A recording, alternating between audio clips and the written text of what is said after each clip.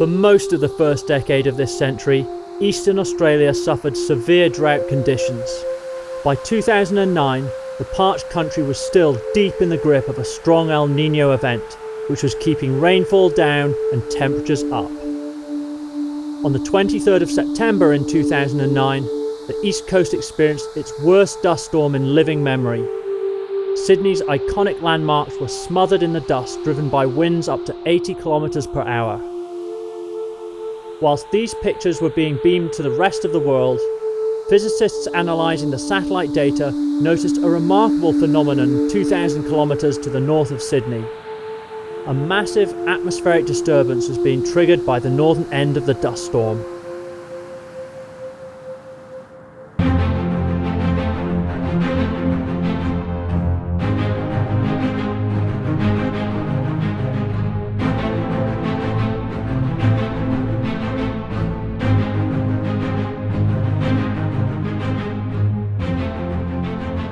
Dawn over the Gulf of Carpentaria, and the atmosphere is putting on one of its rarest and most spectacular displays. The Morning Glory wave cloud. 1 kilometre high, stretching from horizon to horizon, it's a shockwave in the atmosphere of immense proportions. It is a massive line of energy that travels at over 60 kilometres per hour. It only occurs in the few weeks during the change from the dry to the tropical wet season, and has become an irresistible attraction for scientists and glider pilots.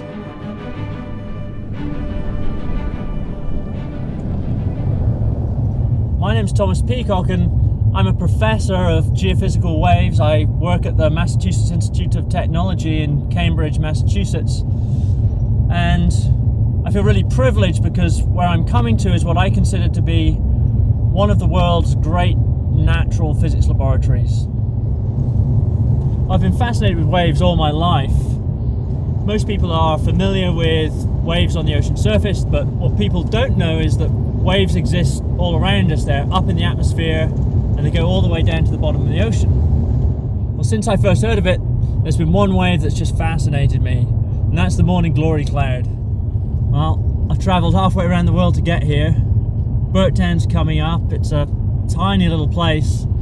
Just about 200 people living in the middle of the savannah, but the surrounding area is what's known as the Gulf of Carpentaria, and this is where I'm going to find the Morning Glory cloud. Burketown is a tiny speck of settlement in the vast and remote savannah country of northwest Queensland.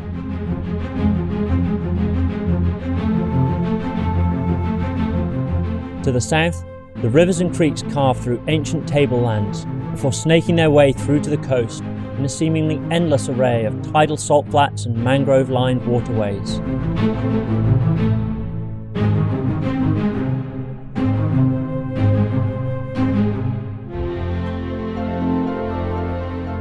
Also arriving in Burketown is the airborne research aircraft from Flinders University in South Australia. It's a $1 million aerial measurement platform that's packed with amazing equipment. Traffic Burketown, Oscar Bravo says downwind for runway 03, full stop Burketown. The aircraft is piloted by the Airborne Research Chief Scientist Jorg Hacker. His partner Shakti is the scientific assistant and co-pilot for our upcoming research.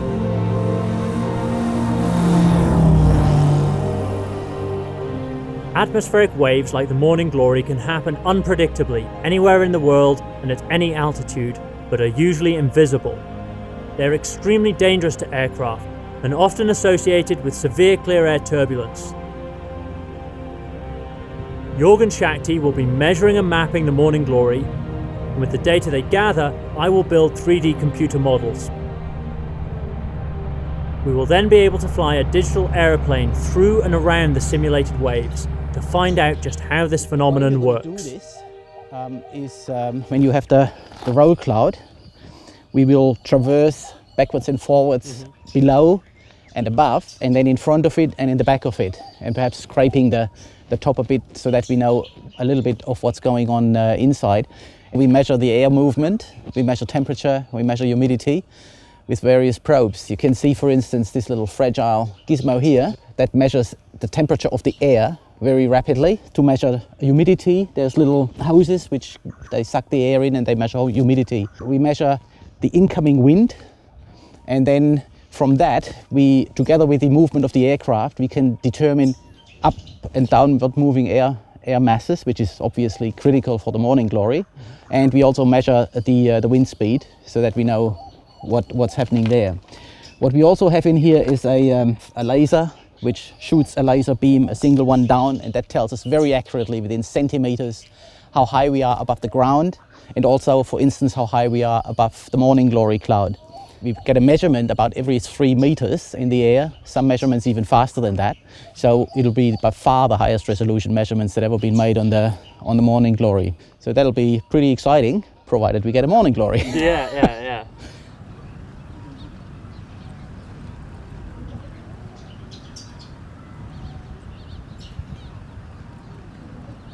So this is from 2 o'clock this afternoon? Yeah, there's a little bit of cloud around, but there's no really pronounced sea breeze, which is some sort of a prerequisite for morning glory to develop. Yeah, and your humidity isn't doing what we want it to, is it? Exactly, the humidity has rather dropped than increased, so the chances that we get something really useful tomorrow is not very high, really. This is looking 3 days ahead now, so the conditions tomorrow not so good, but maybe in 2 or 3 days I think promising. we have a reasonable chance that in 2-3 days to have a decent morning glory. So what do you think short term tomorrow? What are you going to do? I mean, with the morning glories you never know. So my recommendation would still be to be prepared. If there's a morning glory, go for it. If there's none, then it's always good to do some testing. I still have to do a little bit of instrumentation setup, but even as it is now, we can already measure quite a lot.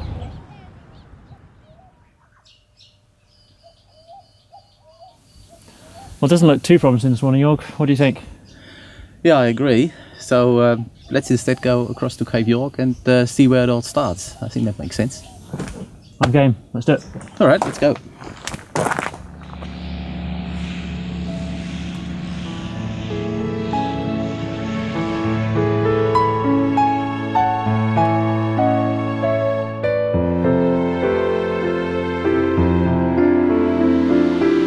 And let's first look if there's anything out there. I think the chances are not really that great, but you never know. Right. Yeah, maybe something's out of the ocean but doesn't make it in here. So it might be a better chance to look at the landscape, look at the salt flats. You can familiarize you with what's underneath, and go across to Cape York. The landscape up here is fantastic. I just love it. I mean, look at all of these patterns there, or all this with the mangroves. Yeah, it's amazing how the foliage grows just right around the waterways, and then in between is so bare.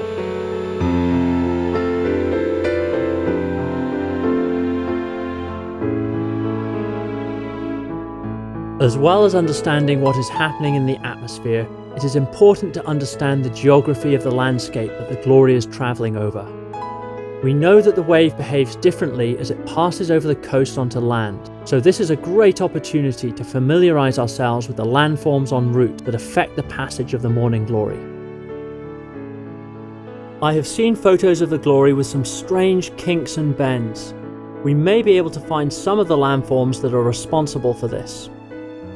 What amazes me about this morning glory is that even though it can be hundreds of kilometres long, this area is so remote that if it doesn't pass through Burketown, it will go almost entirely unnoticed by human beings. Even from this altitude where the horizon is about 200 kilometres away, there is no sign of human activity in any direction.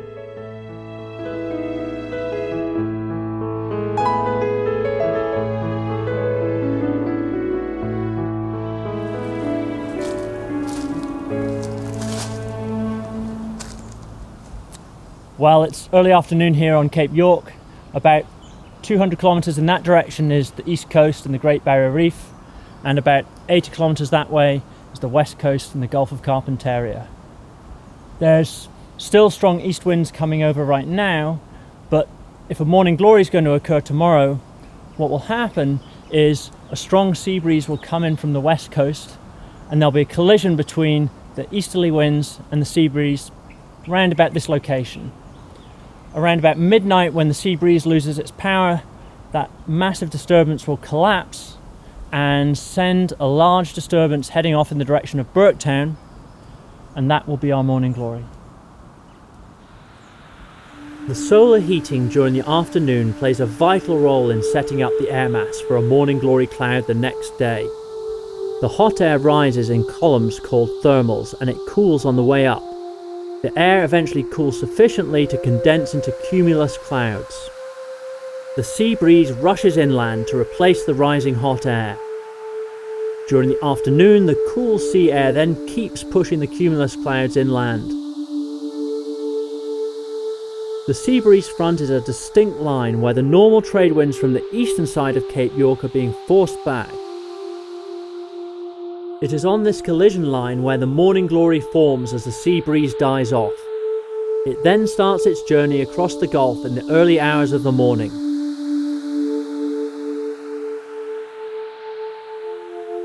The mystery is that similar sea breeze mechanisms happen in many parts of the world, but it's only here that there is a chance to see a visible morning glory cloud.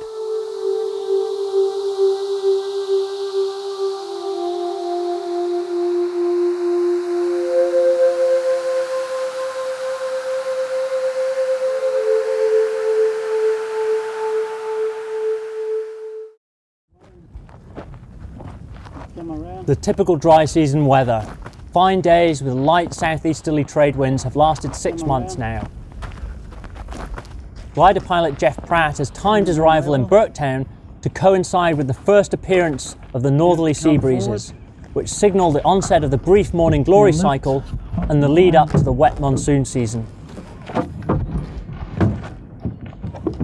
He has just driven from the east coast North Queensland town of Cairns, which is 1,100 kilometres to the east, and 17 hours motoring along some rough and lonely outback dirt roads. The glider is a PIC 20E, which was designed at the Helsinki University of Technology. This sleek design is optimised to provide the absolute minimum of air resistance. By doing this, it has a 42:1 glide angle. For every 1,000 metres of altitude, it can glide forward 42 kilometres by just using gravity as its energy source. Okay, relax it. The motor and propeller system are designed so the craft can take off and climb to an altitude where you can then switch the motor off, wind it away, and start soaring. Surfing the morning glory is an exciting but dangerous pursuit. Jeff flies along the leading edge of the cloud on the air forced upwards by the advancing wave. Once established in this rising air, he can then soar across the face of the wave in the same way that a surfboard rider does on the ocean. To be overtaken by the wave could lead to disaster. Inside the cloud is severe turbulence that could tear a glider apart. Behind the wave are strong downdrafts, which would cause the aircraft to plummet, making a dangerous forced landing unavoidable. If he slips over the back of the wave, it's unlikely that Jeff would have time to wind out and restart his motor. Even if he could get his motor out in time, he still would not have sufficient power to outclimb this rapidly sinking air mass on the back of the wave.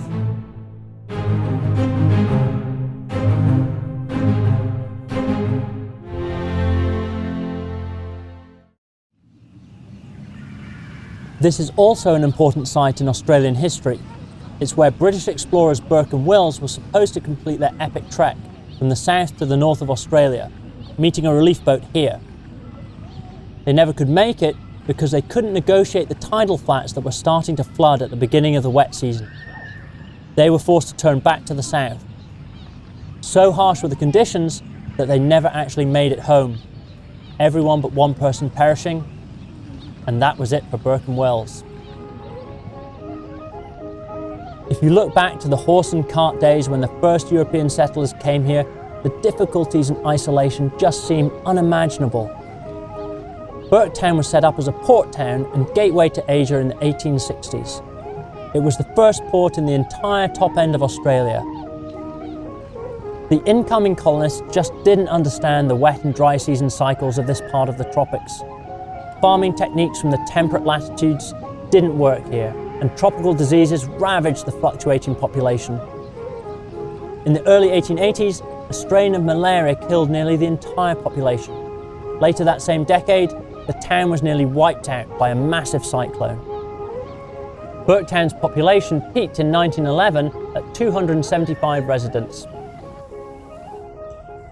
I've heard something about the phrase plains of promise for Burketown. Well, that was a very romantically minded Englishman, Lieutenant Stokes. He'd been over doing the transit of Venus at Tahiti and came through here.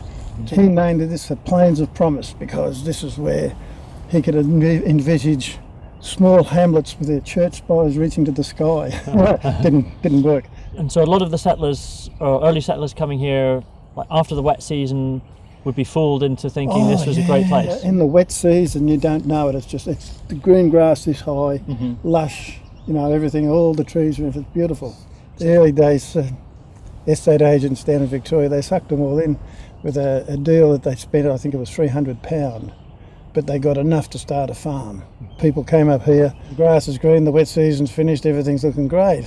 And then, of course, then it dries out, and then you get the bushfires, the cattle aren't doing too good, everything else, but they all walked off in the finish. The banks went broke and that was it.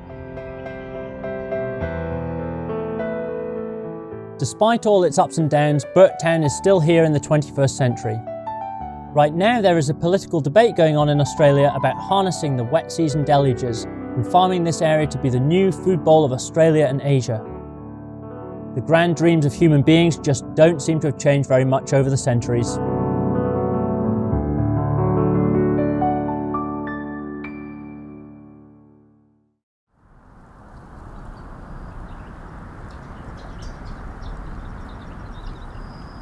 I've come out to the Albert River this morning and been greeted by this just stunning sunrise. York is headed up in the air, is off out in that direction.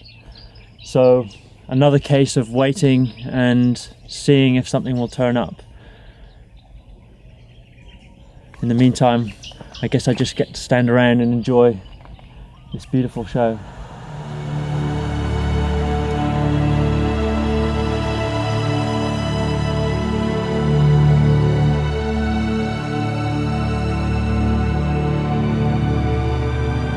Just to the north I can see Jeff doing loop-the-loops and other aerobatics. I imagine that means there's no morning glory on the way. At that height the horizon would be nearly 300 kilometres away, so from Jeff's vantage point, if he can't see anything, I guess that's it for us for another day.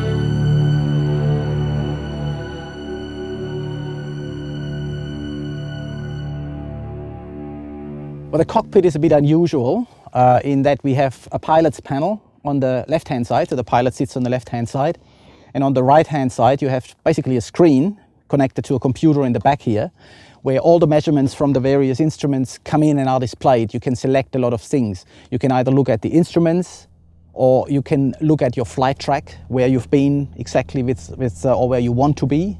Well, in the back we have the computer, the PC, where everything comes together. That's this unit. Up here, that is an automatic tracker. So that sends messages to the satellite while you're going along. And if you know the code on the internet, you can see at all times where we are. Yeah, this is spot on 426.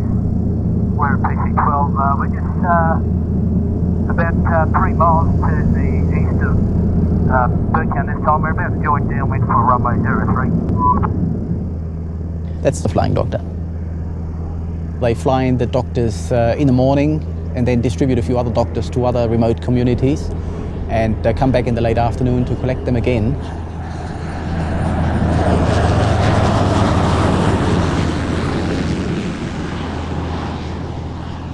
And I saw when I was driving up from Mount Isa, there's actually parts of the road that are specially tarmacked to allow these guys to land in emergencies. Well, I mean, it's easier to widen a piece of the main road, which is straight anyway in this landscape, rather than to build a whole airstrip. So they do that quite regularly. They're all over Australia. 24 hours a day, 7 days a week. If something bad happens anywhere where the patient needs more than what they can provide locally, they fly into these strips on the roads or into Burketown, wherever it happens, on very short notice to evacuate the patients. The Flying Doctor Service runs a fleet of 61 fully equipped intensive care aerial ambulances. Everywhere you go in regional Australia, there seems to be someone offering to sell you a raffle ticket to aid the organisation. It's not a government service and relies heavily on fundraising by the communities it serves. My reason for being here is to come and see this morning glory cloud. On your side as a pilot, what expectation do you have if you were to fly into one of these? As attractive as what they are to see, there's a lot of wind shear and turbulence. The sudden forces downwards on the aircraft when you're close to the ground is just a disaster waiting to happen, so we keep well clear of them. If the morning glory's coming over Burketown as we're coming in land, we'll go and hold somewhere off away from the field until it's passed, and then we'll come into land then. There's no point trying to go through them, it's very turbulent. And the wind shear behind the cloud is just not worth the risk. Morning glory type waves can happen unpredictably anywhere in the world. When they do happen elsewhere, they're mostly invisible, which makes them dangerous even for very large aircraft. When the aircraft encounters the rising air in front of the wave, the pilot naturally throttles back to avoid climbing too steeply. Shortly after, the aircraft flies into the treacherous sinking air and turbulence at the back of the wave in a low power configuration. This causes the aircraft to plummet. Jorg and I are hoping that our current research will better help pilots identify and deal with these situations.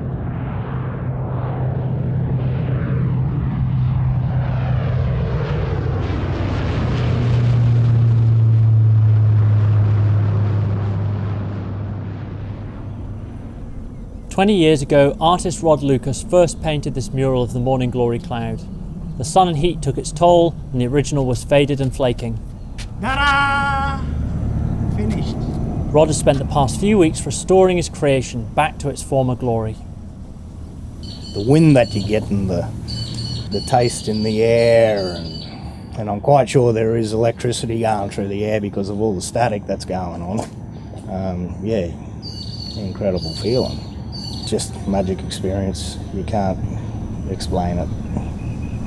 So tell me a bit about this mural here, Rod. This is something you're commissioned to do? I was in a little hotel called Quamby outside of Cloncurry 20 odd years ago, and the original people that owned this place, Bob and Yvonne Welsh, they seen what I was doing down there painting a mural and asked me to come up here. Bob was dying of cancer, and it was one of his last wishes before he died was for me to do this painting, and so yeah, I knocked it up, and it's good because it's been here 20 years and no graffiti. The whole town loved it, and 20 years later, yeah, I thought, well, come back and do it again. Yeah, I understand, was it not last year, like the year before, there was like none happened? That's the one of the good things about it. You just can't snap your fingers and make one come over, so I think that's a good thing in itself. It's pure nature. So we're standing here in end of September and it's starting to rain. Does that mean the start of the wet season is on its way already? Well, you can never pick when the wet season's going to start, you know, like this may be an indication that we're going to have a big wet season. It doesn't mean necessarily there's no more morning glories coming through. I do believe that this year is going to be a really good year for morning glories. The reason saying that is, this will sound stupid, but the mangoes have already started. You know, I've got mangoes on my tree this big. Yeah. You know, and that's pretty crazy, considering the tree's only 5 years old. So there's definitely something going on. And it's funny because when I started this, the following day, we just had morning glories roll over, you know, and that was the start of the morning glory. So I think I've had a little bit of influence with with the patterns here. So you think touching up this year might be the golden touch? Oh, well, the same thing sort of happened 20 years ago, I must say. But it's a nice feeling when you do something like that and then it starts happening, you know. What can you say about that? That's, some people would say I was mad, but let them think that.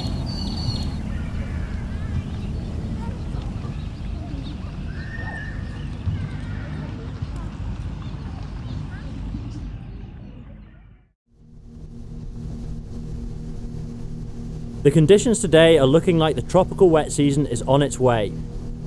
The weather data is indicating a strong possibility that a morning glory wave is coming through, but there are no breaks in the low cloud to clearly see what is going on. It doesn't look like Jorg and Jeff will be flying this morning. They won't risk trying to take off with all this low cloud and the possibility of a morning glory being embedded in it. I've hitched a ride on the Burketown Marine Rescue boat, which is out on a training exercise today. Here in the horizon, what you can see is the back of what would look like a very large morning glory coming over. We got on the river about half an hour ago, just when the front was coming in. It's quite grey overall. What that means is it's quite dense cloud, so there's not gaps between the waves, so we don't get to see quite so much from the ground, but I'm sure nature's putting on quite a show up top there.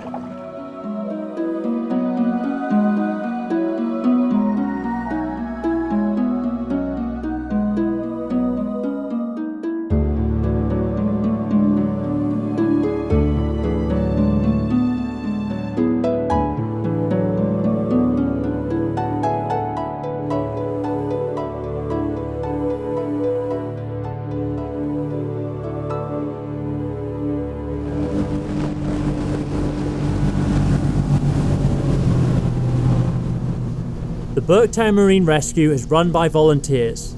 Like the Flying Doctor, they survive because of donations and fundraising by the local communities. They cover a massive area in the Gulf of Carpentaria, and they have rescued crews from downed aircraft, stricken fishing trawlers, and all sorts of other marine activities that have gone wrong.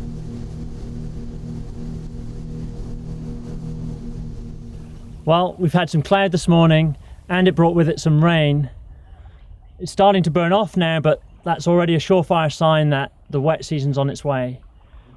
There's just a short time window between when you have the end of the dry season and the start of the wet season when you can actually get morning glories. What's going to happen over the next few weeks is this kind of cloud that we had this morning is going to roll in, it's going to stay, and over 3 or 4 months it's going to bring lots of rain. As a result of all this rain, the dry savanna that we currently have around us is going to turn into wetlands, and Burketown itself will become this island completely inaccessible by roads.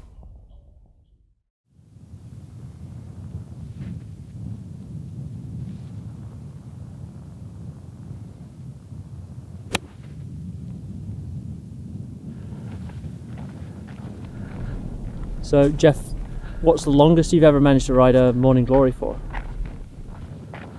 My longest flight was last year. The total distance recorded on the GPS was 1,040 kilometres. I just flew pretty well the full length extent of that cloud up towards Borroloola, at which time I judged it was a good time to turn and head back inland. So I decided, well, I'll see how far inland I can go. I got as far as a place called Gallipoli, getting down towards Camberwell into the Northern Territory.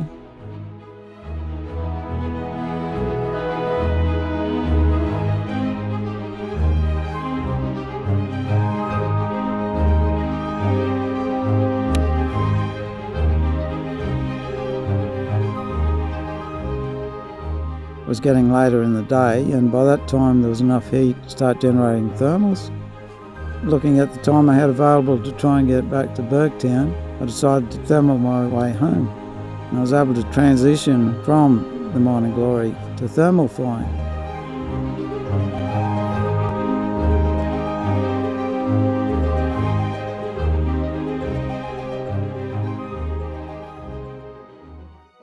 Jeff's whole journey for this flight was more than the length of Great Britain and is unique in aviation history. His first leg of this extraordinary triangle on this Morning Glory was for 300 kilometres along the coast into the Northern Territory. Jeff's small tank only carries a few litres of fuel, so with hundreds of kilometres between roads and townships, there's no guarantee of getting back to an airfield or somewhere with any settlement. The Glory travels at over 60 kilometres per hour, so by the time Jeff gets to the southern end of it, he's nearly 300 kilometres away from Burketown. He's committed himself to riding the thermal air currents back home over some of the remotest country in Australia.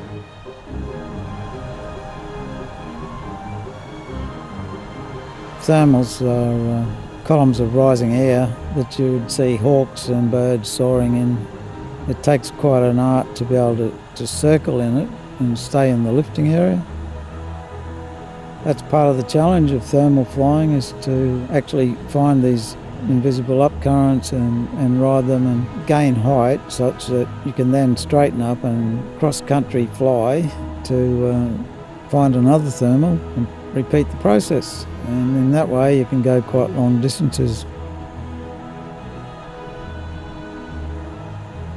Jeff's instruments tell him the basic parameters of the aircraft, like altitude and speed, as well as climb and descent rates. What they can't tell him is where the next thermal's going to be. He has to use all sorts of subtle clues and finely honed skills to find them.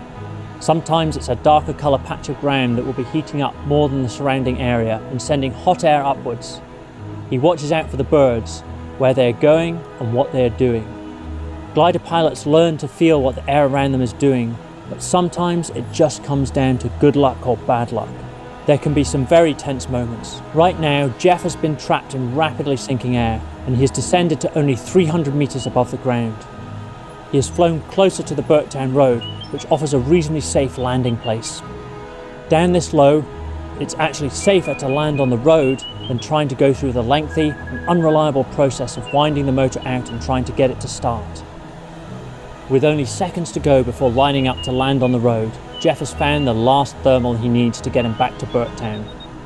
The beeping sound tells him he's going up in a thermal, without him having to break his concentration by looking down at the instrument panel.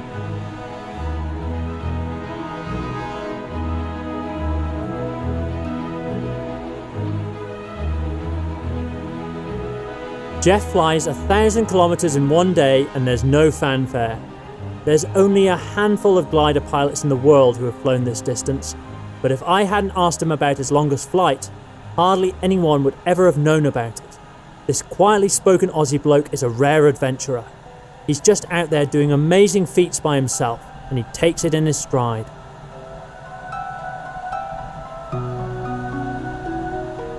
Burketown, glider X-ray, Oscar India, joining along final for 2-1.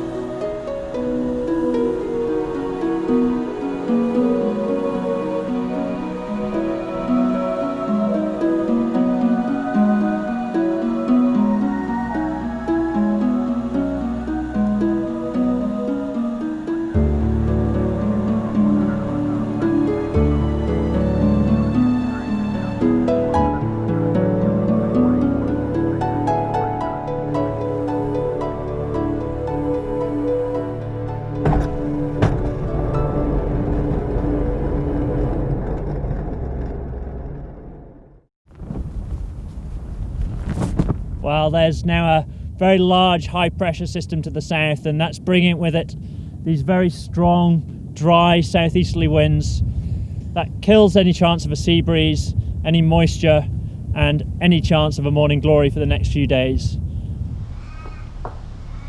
Believe it or not, we're going to be able to understand about what goes on in the morning glory by doing a little demonstration in this fish tank here, and I'm going to get you guys involved as well. Okay, you can help me do it.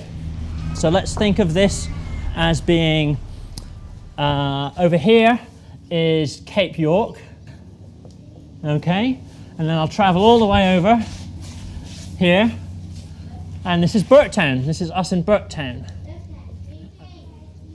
So what I'm going to do is I'm going to create a disturbance in Cape York, and I'm going to see what happens in Burketown as a result. All right. Okay, so you're watching. So here's my disturbance in Cape York. I'm going to push it a little bit. There she goes. All right, guys, so why don't you come on up? Everyone's going to get a go. So we'll just work our way around, okay? All right, so whenever you're ready, go. Whoa. Look at that. That was a good one, wasn't it? Yeah, a round of applause for that one.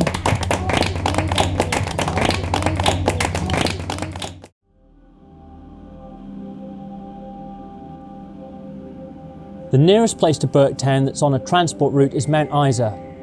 It's a mining town 570 kilometres to the south, and it's where I flew into and picked up our vehicle and gear. Most of the supplies for Burketown come from Mount Isa via a weekly road train. It strikes you that these outback towns are energy hungry. The large distances involved mean that transport and utility costs are high, and the towns have a large carbon footprint in relation to their population. Residents like Deb Harris, who are almost self-sufficient, are bucking this trend. Quite an array of vegetables here. What are the different things you're growing? We've got squash, shallots, egg tomatoes, parsley, carrots, silver beet, cabbage. The broccoli's just gone out now, but we've had broccoli. In those tyres over there, we've got potatoes, and then we've got Roma tomatoes, strawberries, lettuce. We grow Lebanese cucumber, which is so yum. And do you eat all this yourself? This is just totally self-sufficient? Yep. There's nothing better than coming out here and picking your own veggies. So you've got this array of car batteries and pumps and even some fish in here? Yep. We've got the fish in, this is the main pond. The fish urine in here goes into that water, then it filters into each bed, and each bed fills up with water. It fills up to so far, as you can see, up to there. When it gets to there, it just automatically feeds itself back into these containers, and then that is the aerator. That water pumps out of these or into this, and then that flows out and aerates the water. And then in that little container over there, that's our worm farm. Oh, right, let's have a look at that. We put all our scraps in the top of this here.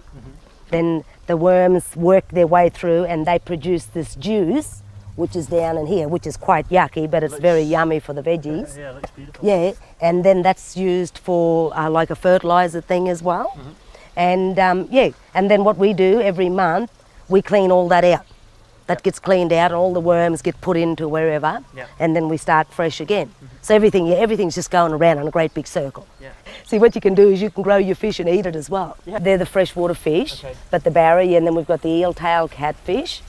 Then we've got all these other little stripy fish, I think they call them jigawatties or whatever. And then we've got some, like the bony brims. And these are all caught from the river nearby? Yeah. That's the most painful task, is going out fishing with a small hook and line and waiting for these little things to bite. And this was our little creation here. We made this to heat the water up. Then our pumpkin vine, it looks a bit shabby at the moment, but normally it gives us about 8 or 10 pumpkins. And then we've got mango trees, we've got custard apple, mandarin, pawpaw.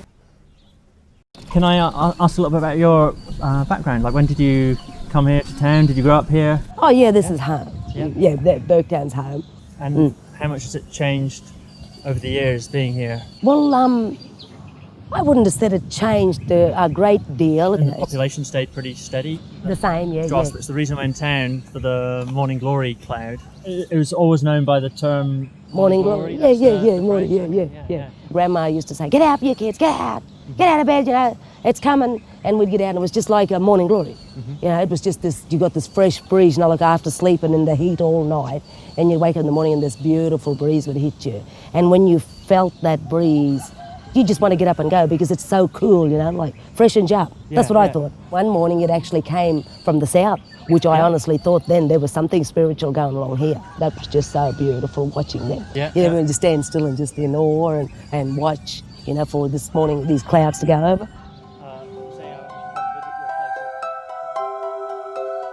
The morning glory that Deb saw coming from the south, instead of the normal northeasterly direction, happened on the 23rd of September in 2009. It was triggered by the weather system that caused the massive east coast dust storms that year. These southerly glories are extremely rare, and the locals tell me the previous properly formed one was in October 2002, and before that in 1996. This video is the only known footage of a southerly morning glory cloud.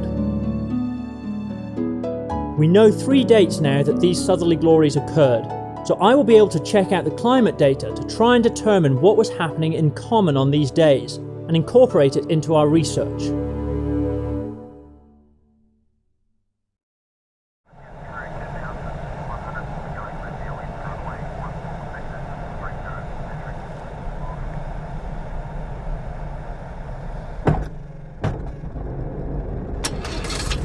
Today is my last day, and Burketown's latest arrival, glider pilot John Spilsbury, has flown into town in a vintage motor glider after a marathon 3,000 kilometre, 6-day trek from Tasmania. Well, I've come to the edge of Burketown because what I'm seeing on the horizon is just this beautiful illustration of a key part of the morning glory process. What you're seeing is a smokestack coming from a fire burning on the savannah in the distance. And what's happening is the lower layer of the smoke that's rising is being carried all the way off to the south by these sea breezes that come in during the day. This is just a natural result of the land heating the air up above it, the hot air rising, and cool, moist air coming in from the ocean. But on top there, you can see the sun just peeking down below that higher layer. On top is the drier air of the day, and the winds are in a completely different direction. You can see the smoke is being taken all the way off to the north. That's probably a northwesterly wind. So we've got this 2-layer system of moist air going off to the south and dry air up above it. And of course what we're hoping for tomorrow morning is a nice wave on the interface between the moist air and the dry air, and that's our morning glory cloud. All the things that a glider pilot can do, it's right up there, you know, like a mountain climber goes up Everest. The morning glory is, you know, the holy grail of gliding, really. And it's only one in the world, so, well, reliable one in the world, I think. But if you can call once every 3 years reliable, I suppose. Yeah, that's the difference. At least Everest is there every year, huh? I'll tell you what, do you want to come with me and we'll see if you can get one? You have a spare seat? Yeah, a spare seat. Really? Yes, it's pretty rare. I have a spare seat. I'm up on my own this time usually, but it's a spare seat, which is a rare thing on the Glory. Jump in and have a go. All right, no, I don't need to ask twice on that one, absolutely.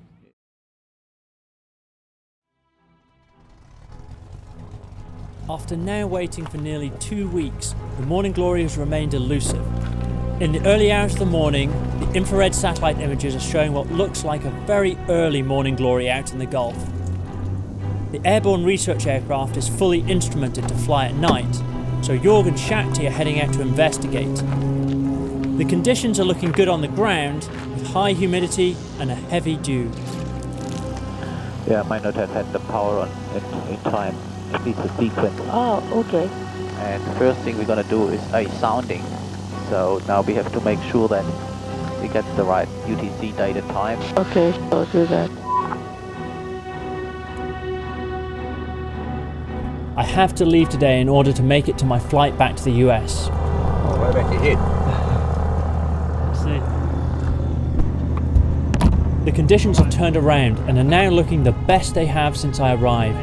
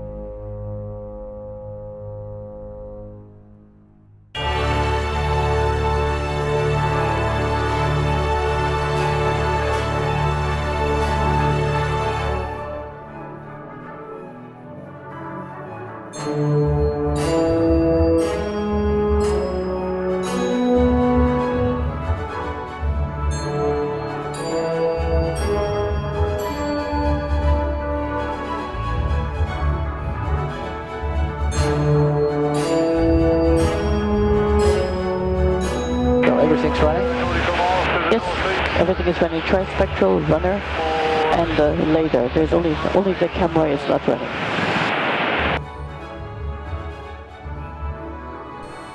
After this line, you can stop the LiDAR. Okay. And then after the next run, we turn the laser off totally. Okay. I would like to do one more with the trispectral only. Okay.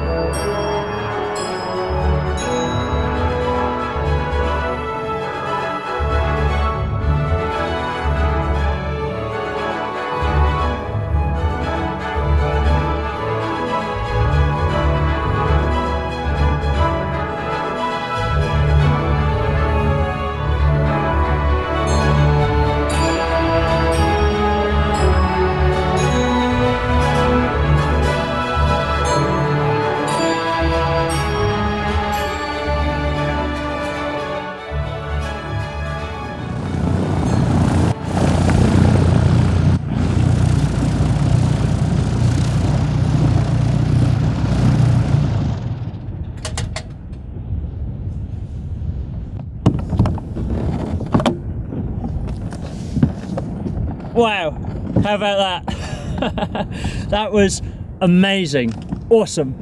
John, I can't thank you enough. It's made my day, that's made my year. Just truly a once in a lifetime experience. Can't thank you enough, mate. That was awesome. It's the best one I've ever seen. So there you are, only the best will do. Appreciate it. Mind blowing. Whew. So how about that first wave, huh? So smooth, front and back. I can't believe my incredible luck to have experienced a beautiful morning glory in my last few hours in Burketown. I'm sorry to be leaving this strange little place that throws together such an extraordinary combination of remarkable outback scenery and fascinating characters. The common thread in the people I've met here is a powerful spirit of adventure and a can-do attitude. My time here has been inspiring, both professionally and personally. I know I'm destined to be back one day.